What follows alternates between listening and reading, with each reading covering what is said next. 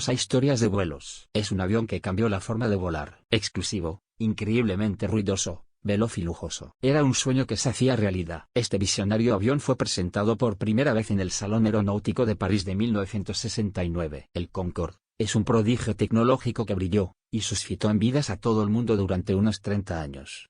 Tan adelantado al tiempo de su desarrollo, que fue retirado sin un sucesor, y puede que tarde mucho en aparecer el justo heredero. Pasa algunas veces que nos adelantamos en un sector hasta un punto que mejorar parece imposible.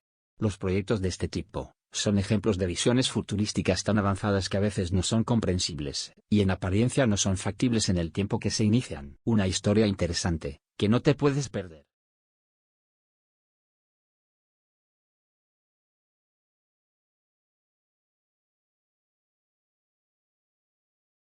Marcó un antes y un después de la ingeniería aeronáutica y vuelos civiles. Han pasado casi 2 décadas desde que el Concorde realizó su último vuelo, pero en este tiempo ningún avión de pasajeros se ha acercado a lo que era capaz de hacer. Hoy en día, como tamaño y capacidad de pasajeros, los aviones nunca han sido más grandes, pero si hablamos de velocidad, altitud y fama, el Concorde sigue siendo inigualable. Pero fue un proyecto que plantea serias preguntas medioambientales y económicas. Es un avión extraordinario que al final, debido a una combinación de situaciones políticas y sociales, se convirtió en víctima de sus mismas virtudes. La historia del vuelo supersónico comienza con el avión de combate estadounidense Bell X-1, que se convirtió el 25 de enero de 1946 en el primero en volar a velocidad supersónica. Fue capaz de volar a velocidades superiores a 1541 km por hora, por encima del Mach 1. En las siguientes 2 décadas muchos aviones militares volaron por encima de esta velocidad, que parecía un límite, pero no se pensó que los aviones de pasajeros, que son más grandes, pudieran ni siquiera igualarlo. En 1955 la Royal Aircraft Establishment, conocida como RAE, publicó un informe en el que esta idea fue analizada. Todavía estaban en los inicios de esta tecnología, y los conocimientos sobre los viajes aéreos supersónicos. De igual modo la mayoría estuvo de acuerdo en que la resistencia a la velocidad supersónica estaba relacionada con la envergadura. ¿Qué quiere decir esto? Que la envergadura del avión tiene que ser estrecho para ser lo suficientemente aerodinámica para alcanzar tal velocidad y permanecer estable. El Boeing 707, lanzado en 1959, tenía una envergadura de 42,6 metros, haciendo imposible un viaje supersónico. Por ello la RAE sugirió algo más cercano a un avión militar de reconocimiento como el inglés Sabro, con una envergadura de 18,12 metros, tan estrecha que daría como resultado poca elevación a baja velocidad, aumentando mucho la necesidad de mayor longitud de la pista para el despegue y aterrizaje. También velocidades demasiado altas en estas fases. Los estudios iniciales concluyeron que un proyecto así era inviable, pero pronto aparecerá el diseño del ala delta. Estas alas en forma triangular condujeron a un gran avance hacia los vuelos comerciales supersónicos. En 1956 se formó en Gran Bretaña un nuevo grupo de investigación, el Comité de Aeronaves de Transporte Supersónico, que tuvo contactos con los gobiernos de Estados Unidos y Francia para una posible colaboración, y a sorpresa de muchos en 1960 surgió una asociación entre la británica British Aircraft Corporation y la francesa Sud Aviation.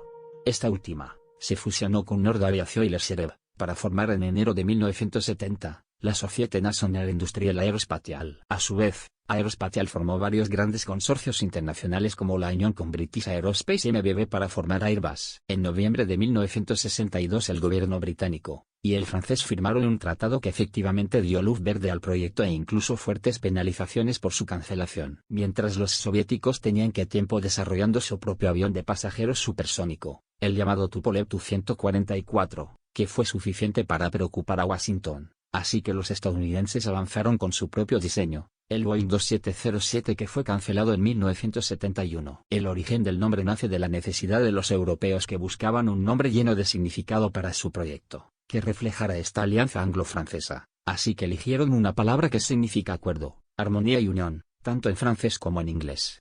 Pero en francés lleva una E adicional, Concorde y no Concorde. El primer ministro británico Harold Macmillan se olvidaba, a propósito, de esa E final. Hay quien dice que lo hacía para hacerle un pequeño desprecio a Charles de Gaulle. Sin embargo, en la presentación del Concorde en 1967 Tony Penn, el ministro de Tecnología, recuperó la E final. La E provocó una gran indignación nacionalista en Gran Bretaña. Al final el gobierno británico justificó que la E final significa Excelencia England, es decir, Inglaterra, incluso Europa. La calma se mantuvo y en 1965 comenzó la construcción de dos prototipos. El Concorde 001 fue construido por la francesa Aerospatiale en Toulouse, y el Concorde 002 por la British Aircraft Corporation en Bristol. Era urgente para el proyecto avanzar en sus futuras ventas. El Concorde estaba requiriendo muchísimo dinero, y eso significaba que para ser rentable necesitaría muchos compradores. En el año 1967, se hizo una campaña de marketing con el objetivo de atraer el interés de compañías aéreas de todo el mundo. Decían que en 1980 tendrían 350 aparatos repartidos por todo el mundo. Pero el balance final fue de un total de 62 pedidos no vinculantes para 16 compañías diferentes, unas ventas muy por debajo de lo que se había estimado. Su coste se disparó muy por encima de lo que se calculó. En un primer momento las estimaciones originales situaron los costes de producción en un total de 70 millones de libras esterlinas. Pero al final el proyecto costó la increíble cantidad de 1.300 millones de libras, que equivaldrían a alrededor de 7.700 millones de libras en la actualidad, mientras el coste unitario final por avión en 1977 era de 23 millones de libras. El 2 de marzo de 1969, el Concorde 001 surcó los cielos de Toulouse. 7 meses después, el 1 de octubre voló por primera vez a velocidad supersónica. Por su parte el Concorde 002 despegó por primera vez el 9 de abril de 1969. A principios de los años 70 se intensificó la campaña de promoción del Concorde, con su prototipo 001 de gira por numerosos países para ayudar a impulsar el business, pero no funcionó a pesar del interés del público. Y se estaba gestando una tormenta perfecta, que retrasará las ventas de este avión. También estalló la crisis del petróleo en 1973, y tenemos que añadirle la caída de un Tupolev Tu-144 en el Salón Aeronáutico de París. Esta era la solución soviética de avión de pasajeros supersónico. Así que viendo los problemas del avión comercial supersónico soviético, al mundo se le pasaron las ganas de probar la versión europea, y todo esto dio un golpe de bastante a las ventas. El mundo seguía soñando el Concorde, cuando el 21 de enero de 1976 dos de esos aparatos partieron simultáneamente en sus viajes inaugurales. Realizaron dos viajes completos, uno desde el aeropuerto londinense de Heathrow hasta Bahrein, y el otro desde París a Río de Janeiro. Fue un avión que siempre priorizó la velocidad por encima de la comodidad, todo ello a pesar que costaba un ojo subirse a bordo. Con sus ventanas pequeñas, diseñadas para maximizar la fuerza del fuselaje, con 61,66 metros de longitud, un Concorde era aproximadamente unos 10 metros más cortos que un Boeing 747 moderno, pero con una envergadura de 25,6 metros. Eran pequeños en comparación con los 64 metros de un 747, y su peso máximo al despegue era de 186.880 kilos, poco más de la mitad de los 333.400 kilos de peso máximo del 747. Por otra parte, cuando estaba en el aire el Concorde volaba a una altitud de 16.700 metros, pero era diseñado para alcanzar 18.000 metros, más que un 747 que llega hasta los 13.600 metros. Digamos que el Concorde podía llegar tan arriba, que de hecho esos pasajeros podían llegar a apreciar la curvatura de la Tierra.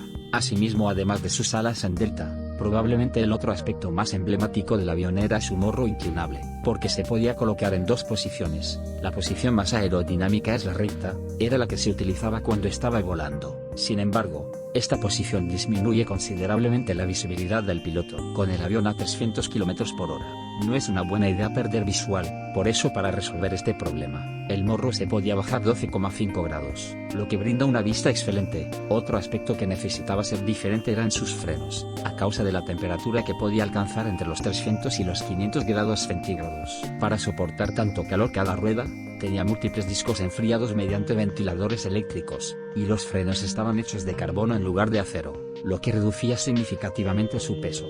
Respecto a los motores, el Concorde funcionaba con 4 turborreactores Olympus, diseñado para el bombardero Avro-Vulcan. El interior del Concorde tenía una tripulación de 3 miembros, 2 pilotos y un ingeniero de vuelo, más el personal de vuelo se complementaba con 9 tripulantes. El Concorde se enfrentó a críticas casi desde sus inicios, si bien muchas de las primeras críticas estaban relacionadas con la seguridad. En la década de los 70 la mayoría se concentraron sobre el ruido y los problemas medioambientales, pero sin duda alguna de las mayores críticas se centraron en el boom sónico, ruido generado por las ondas de choque a velocidad supersónica. El impacto medioambiental del Concorde fue un asunto muy utilizado por los activistas y contrarios a él.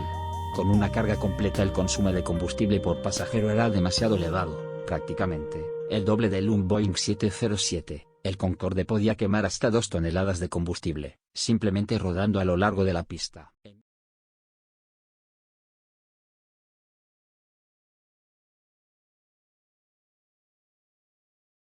Concorde completó aproximadamente 50.000 vuelos y transportó a 25 millones de pasajeros por todo el mundo, pero probablemente además de su viaje inaugural, el vuelo que la mayoría tendrá en su memoria, ocurrió el día 25 de julio del año 2000. El desastre inició cuando el vuelo 4590 se elevó hacia el cielo, y una gran cantidad de llamas salieron al estallar en el motor número 2. Los pilotos a bordo apagaron el motor averiado lo más rápido que pudieron, pero no pudieron evitar que fallara también el motor número 1, el avión no pudo ganar altitud, y cayó a tierra matando a sus 100 pasajeros y 9 tripulantes. Una investigación sobre el accidente reveló que otro avión había perdido una lámina metálica durante el despegue, poco antes de que lo hiciera el Concorde. De esta forma, cuando el vuelo Concorde 4590 aceleró a lo largo de la pista, pasó por encima de esa pieza y perforó uno de sus neumáticos, que explotó, y entonces un fragmento del neumático golpeó el depósito de combustible y provocó un incendio. Sin embargo, una investigación más exhaustiva cuestionó ciertos puntos de la versión oficial del accidente. Por ejemplo, testigos presenciales aseguraron que la lámina metálica estaba en realidad a 300 metros de la trayectoria de la aeronave. Por eso aseguraron que tal vez el accidente tuvo más que ver con una distribución de pesos desequilibrada entre los tanques de combustible y un tren de aterrizaje más solicitado hizo que se desviara de su curso. En fin, no está muy claro cómo sucedió, y aún quedan dudas sobre lo que realmente le ocurrió al Concorde en su peor día. Pero tras este incidente, todos los Concordes estuvieron en tierra durante casi un año, pero se volvieron a poner a prueba en julio del 2001. Así, una mañana de septiembre, aterrizó el primero con pasajeros de forma segura en Nueva York, un vuelo de British Airways. Desde el accidente de París, desgraciadamente ocurrió un evento que cambiará el mundo para siempre, sellando la tumba del Concorde. Es el 11 de septiembre del 2001, los vuelos de United Airlines fueron secuestrados en los cielos de los Estados Unidos. Eran los ataques terroristas al World Trade Center y al Pentágono. Provocaron una conmoción en todo el mundo y las aerolíneas sufrieron las pérdidas catastróficas. Numerosos operadores cerraron, y la industria aérea en su conjunto perdió alrededor de 11.000 millones de dólares. Tras haberse convertido en un lujo extravagante, la austeridad en el transporte aéreo después del 11 de septiembre marcó el fin definitivo del Concorde.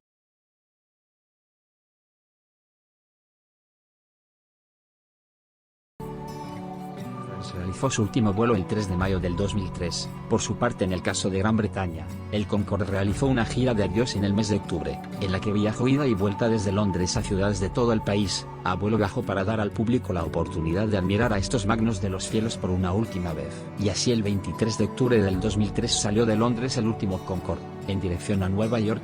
Ese día el castillo de Windsor, la residencia oficial de la familia real británica, se iluminó de una forma especial para celebrar ese momento histórico. Al día siguiente, 3 Concordes se reunieron sobre Londres rodeando la ciudad ceremoniosamente antes de aterrizar uno tras otro. La era de Concorde había terminado. En el año 2015 el Club Concorde anunció que había obtenido 160 millones de libras esterlinas para volver a ponerlo en servicio. La fecha inicial prevista era el 2019. Llegó y pasó. Sin información reciente sobre tal empresa, es natural que muchos duden de la viabilidad de volver a colocar uno de estos aviones en el cielo una vez más. Puede ser una buena idea, pero realmente sus posibilidades parecen un tanto remotas. Aunque es posible que nunca volvamos a ver un Concorde en los cielos, se vislumbran pequeños aviones de pasajeros que de nuevo podrían romper la velocidad del sonido. Es probable que incluso el más grande de todos estos apenas llegue a alcanzar la mitad del tamaño del Concorde. Si realmente queremos mirar al futuro, entonces hablemos mejor sobre el vuelo hipersónico. La NASA ya está probando estos aviones que pueden superar con creces el Mach 2 del Concorde. Es posible que con el tiempo tengamos incluso aviones capaces de viajar por encima del Mach 5, es decir 6.174 km/h.